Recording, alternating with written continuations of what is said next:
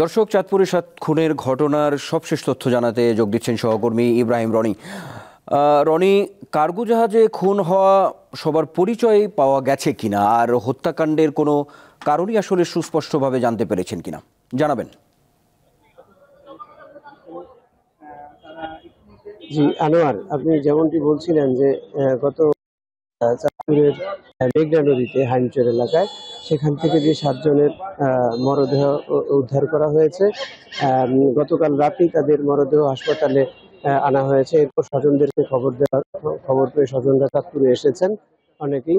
এখন আজকে সকাল 11টার পর থেকে মরদেহগুলো ময়নাতদন্তের জন্য পাঠানো হয়েছে। এখন ময়নাতদন্ত চলছে। এরপর বেলা 2টার দিকে তাদের মরদেহ স্বজনদের কাছে হস্তান্তরের প্রস্তুতি চলছে। পুলিশ এবং প্রশাসনের সাথে কথা বলেছিলেন। নৌ পুলিশে যেমনটি জানিয়েছে, তারা ধারণা করছে যেই ভাবে এই হত্যাকাণ্ডগুলো সংঘটিত হয়েছে সেগুলো আসলে পরিকল্পিতই তারা বলছেন। কারণ সবার মাথায় আঘাত, গলা কাটা। তিনি এখনো জীবিত আছেন, রানা। তাদের অনেকের বাড়ি নড়াইল এলাকায়, নড়াইল ফরিদপুর এই অঞ্চলে। তো নৌ পুলিশ যেটি জানিয়েছে, জাহাজের মালিক পক্ষ আসার পরে এই ঘটনায় মামলা করা হবে।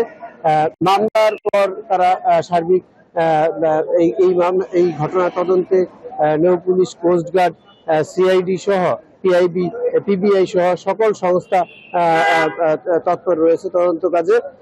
আর জেলা প্রশাসন যেমনটি বলছে, আসলে জাহাজে যে সার ছিল সেই সারগুলো সম্পূর্ণ অক্ষত ছিল, অর্থাৎ কোনো ডাকাতির লক্ষণ তারা দেখেননি।